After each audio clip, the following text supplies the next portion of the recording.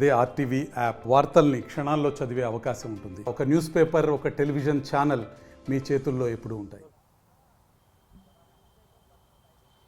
కవులకు కళాకారులకు పుట్టిన ఇల్లు ఓరుగల్లు. అలాంటి ఓరుగల్లో కాళోజీ పేరు మీద కళాక్షేత్రం నిర్మిస్తామని దాదాపు 9.5 సంవత్సరాలుగా ఇక్కడ కాకతీయ కళాక్షేత్రం ఇంతవరకు కూడా అసంపూర్తిగానే ఉంది. సో ఇదంతా కూడా నిన్న అసెంబ్లీ సాక్షిగా ఈ రాష్ట్ర ముఖ్యమంత్రి రేవంత్ రెడ్డి మాట్లాడాడు. ఏదైతే 9.5 ఏళ్ల పాటు వరంగల్లో కాకతీయ కళాక్షేత్రం నిర్మిస్తామని చెప్పేసి ఇంతవరకు కూడా నిర్మాణం చేపట్టలేదు. ఏదైతే సచివాలయానికి కావచ్చు లేదా ప్రగతి భవన్ కట్టుకోవడానికి కేవలం 9 నెలల వ్యవధి మాత్రమే పట్టింది వాళ్ళకి. కానీ కళాక్షేత్రం పూర్తి చేయడానికి దాదాపు 9.5 సంవత్సరాల నుంచి ఇంకా అదే విధంగా పిల్లర్స్తో ఎక్కడ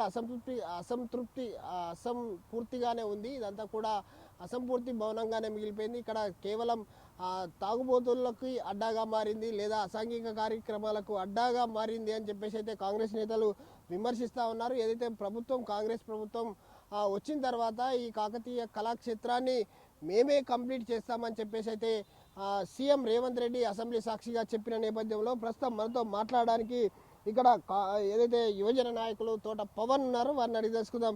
చెప్పండి, అంటే ఈరోజు కాకతీయ కళాక్షేత్రం 9.5 ఏళ్ల నుంచి ఇంతవరకు కూడా అసంపూర్తిగానే ఉంది. ఇక్కడ కూడా ఇంకా నిర్మాణం కంప్లీట్ కాలేదు. ఈ కవులకు కళాకారులకు పుట్టినటువంటి ఓరుగాలిలో ఇంతవరకు ఎందుకు నిర్మాణం ఆలస్యమైంది అనుకోవచ్చు? దీనికి 100% గత బీఆర్ఎస్ పార్టీ ఎమ్మెల్యేలు మంత్రులే కారణం.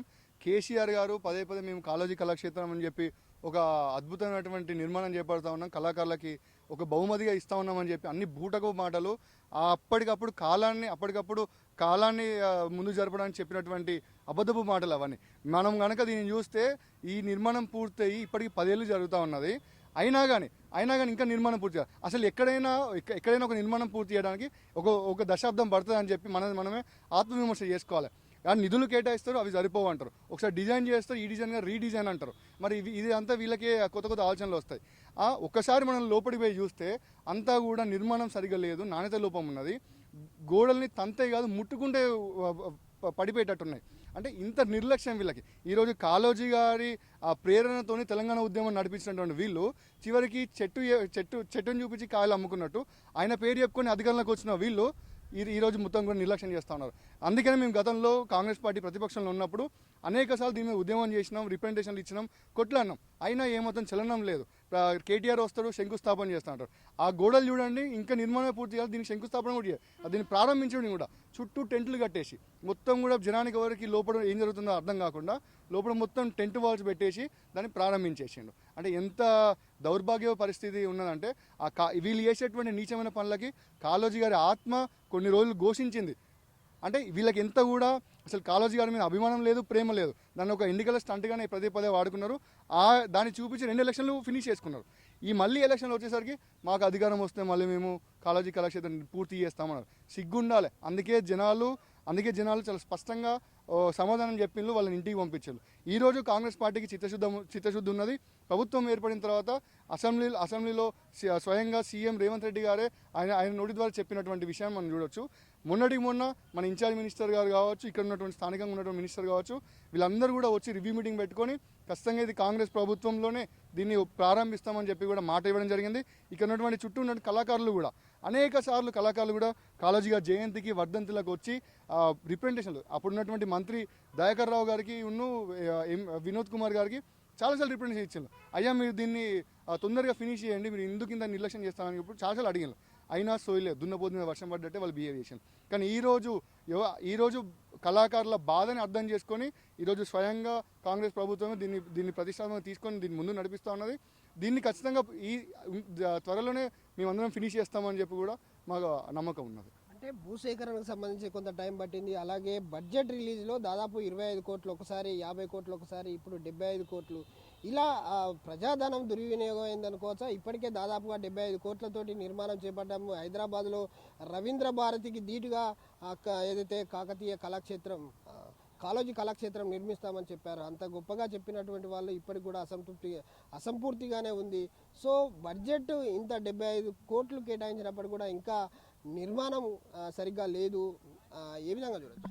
బడ్జెట్ లోటు అనేది అది అవాస్తవం. అది బడ్జెట్ వీళ్ళకి కావాల్సినంత ఉన్నది, అప్పటికి కేసీఆర్ కూడా బడ్జెట్ కేటాయించండు. ఇది సరిపోదు అంటే కుడా నుంచి కూడా వీళ్ళు నిధులు తీసుకోవడం జరిగింది. కానీ కేవలం వీళ్ళ కమిషన్లు కక్కుర్తిపడి అప్పుడున్నటువంటి డిజైనర్లు ఎవరైతే ఉన్నారో, ఆయన ఎవరైతే కన్స్ట్రక్షన్కి వచ్చిండో ఆయనను విపరీతంగా ముప్పు తిప్పలు పెట్టిండ్రు వీళ్ళంతా కూడా. స్థానికంగా ఉన్నటువంటి ఇక్కడ ఉన్నటువంటి దాస్యం వినయ్ భాస్కర్, నన్నపల్లి నరేందర్, అప్పుడున్నటువంటి మంత్రి దయాకర్ రావు, వీళ్ళంతా కూడా కమిషన్ల కోసం ఆయన ముప్పు తిప్పలు పెడితే ఆ పనులు ఎటుగాలే. మధ్యలో కరోనా వచ్చింది, అప్పుడు కూడా చేయలేకపోయినా. కరోనా ఉన్నటువంటి ఖాళీ సమయంలో కూడా పని చేసుకోవచ్చు. అప్పుడు కూడా లేబర్ చాలామంది ఖాళీగా ఉన్నారు, వాళ్ళని కూడా ఎవరు పట్టించుకోలేదు. అప్పుడు మేమే స్వయంగా కాంగ్రెస్ పార్టీ తరఫున, యూత్ కాంగ్రెస్ తరఫున మేమే ఇక్కడ ఉన్నటువంటి 100 మంది కూలీలకి అప్పుడు బీహార్ నుంచి, మహారాష్ట్ర నుంచి కూలీలను తెప్పించారు. వాళ్ళంతా ఖాళీగా ఉండి వాళ్ళందరికీ మేమే 10 రోజుల పాటు భోజనాలు ఏర్పాటు చేసి పెట్టినాం. అంటే సమయం పుష్కలంగా ఉన్నది, నిధులు ఉన్నాయి, మ్యాన్ పవర్ ఉన్నది, అన్ని రకాలుగా ఇక్కడ ఉన్నటువంటి జిల్లా వాసులు అందరూ కూడా సహకరించారు, యంత్రాంగం సహకరించింది. అయినా చేత కాలేదు అంటే అది 100కి 100 రూపాయలు ఇక్కడ ఉన్నటువంటి స్థానిక ఎమ్మెల్యేలు, అప్పుడు బీఆర్ఎస్ పార్టీ ఎమ్మెల్యేలు, మంత్రులు వాళ్ళ నిర్లక్ష్యమే. వీళ్ళకి ఎంతసేపు దీని మీద ఇంట్రెస్ట్ ఎందుకు ఉంటుంది, ఎక్కడ భూములు కబ్జా చేద్దాం, ఎక్కడ ఎవరిని జాగాలు కబ్జా చేద్దాం అన్నటువంటి వాటి మీద ఉన్నటువంటి శ్రద్ధ దీన్ని త్వరగా ఫినిష్ చేసి ఇక్కడ ఉన్న కళాకారులకు, జిల్లా ప్రజలకు ఒక బహుమతి ఇద్దాం అన్నటువంటి లేదు. ఇది కూడా కరోనా లాక్డౌన్ సమయంలో కావచ్చు, మొన్నటి వరకు కూడా బీఆర్ఎస్ పార్టీ నాయకులు ర్యాలీలు కార్యక్రమాలు అయిపోతే వాళ్ళంతా కూడా దావత్లు చేసుకోవడానికి సెలెక్ట్ చేసినటువంటి ప్లేస్ ఇది. ఇప్పుడు లోపల వినాలని అలా బీర్ సీసాలు దొరుకుతాయి, అలా మందు బాటిల్ దొరుకుతాయి, అలా తినబడిన ప్లేట్లు దొరుకుతాయి. అంటే అంత నీచంగా, అంత కుసంస్కారంగా దాన్ని వాడుకున్నారు. అప్పుడున్నటువంటి నాయకులు చేసినటువంటి తప్పిదమే దీని నిర్లక్ష్యానికి కారణం. కానీ ఇప్పుడున్నటువంటి కాంగ్రెస్ ప్రభుత్వంలో అది ఎట్టి పరిస్థితుల్లో నిర్లక్ష్యానికి గురి కాదు.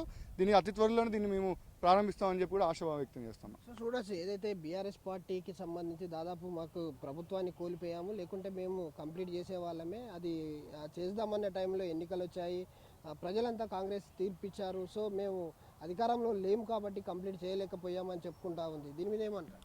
ఇంకోసారి మాకు అధికారం ఇస్తే మేము ఫినిష్ చేస్తాం అన్నటువంటి మాట గతంలో బీఆర్ఎస్ నాయకులు ఎవడన్నా కనుక అంటే వాడిక్కడే ఒళ్ళు మొత్తం బలేటట్టు ఈ విమానం మొత్తం అవుతుంది.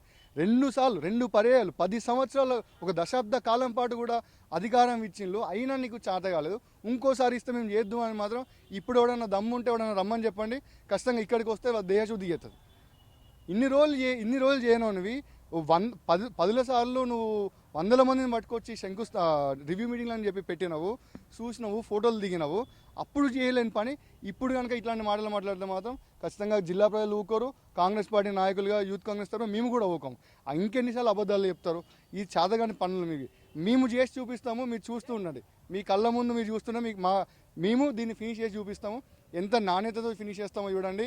ఖచ్చితంగా కళాకారులకు ఒక అద్భుతమైన ప్రాంగణంగా దీన్ని మేము ఏర్పాటు చేయబోతా ఉన్నాం త్వరలో. సో 75 కోట్ల నిధులు ఎవరి జేబులోకి మళ్ళీ అనుకోవచ్చు? ఖచ్చితంగా టీఆర్ఎస్ పార్టీ అక్కడ ఉన్నటువంటి అవినీతి పరులు, దాస్యం వినయ్ భాస్కర్, నన్నపల్లి నరేందర్, మంత్రి ఎర్రబెల్లి దయాకర్ రావు, వీళ్ళే ఎట్లా ఆ 75 కోట్లను గుంజుదామా, గీకుదామా అని చెప్పి ప్రయత్నం చేసిండ్రు. అది అటుపోలే ఇటుపోలే, కాంట్రాక్ట్ మధ్యలో అయిన బలి అయింది. కానీ మొత్తం వీళ్ళే దాన్ని లూటి. ఇంకా వీళ్ళ ప్లాన్ కూడా ఏంటిదంటే దీన్ని ఇంకొంచెం ఎక్స్టెన్షన్ చేసి మొత్తం 150 కోట్లకి చేసుకుంటే ఎట్లా పని దగ్గర పడింది, ఇంకొంచెం బడ్జెట్ సరిపోతుంది, ఇంకో 150 కోట్లు 200 కోట్లు పెంచుకుంటే మిగతా అన్ని బింగుకోవచ్చు అని ప్లాన్ చేసాను. కానీ ఈలోపే ఎలక్షన్ రావడం వల్ల దురదృష్టం, ప్రజలందరూ కూడా ధీమాగా కాంగ్రెస్ పార్టీకి అధికారం చేపట్టేసరికి ఇప్పుడు తెల్లగుడ్డ వేసుకొని కూర్చున్నారు. లేకపోయింటే మాత్రం దాన్ని బడ్జెట్ పెంచేసి పైసలను కూడా మింగే ఆలోచనలో వాళ్ళంతా ఉన్నారు.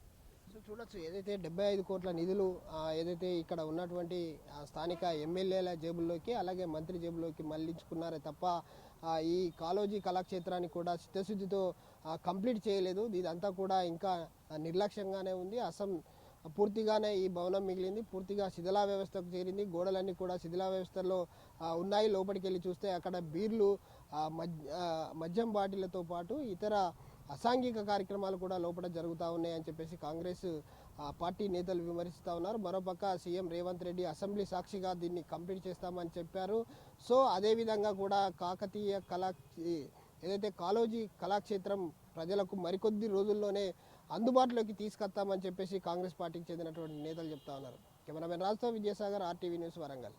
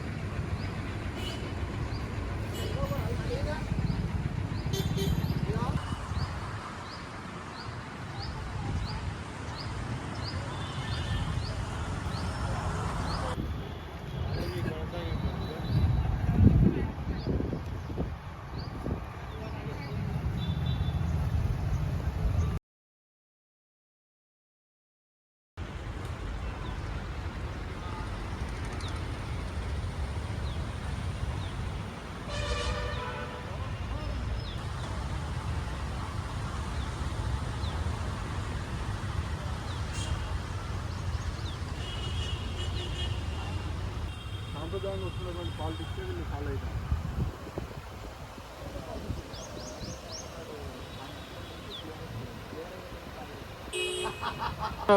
కాలేజ్ కళాక్షేత్రం దాకా ఎంతసేపు వెయిట్ చేయాలి నీకోసం?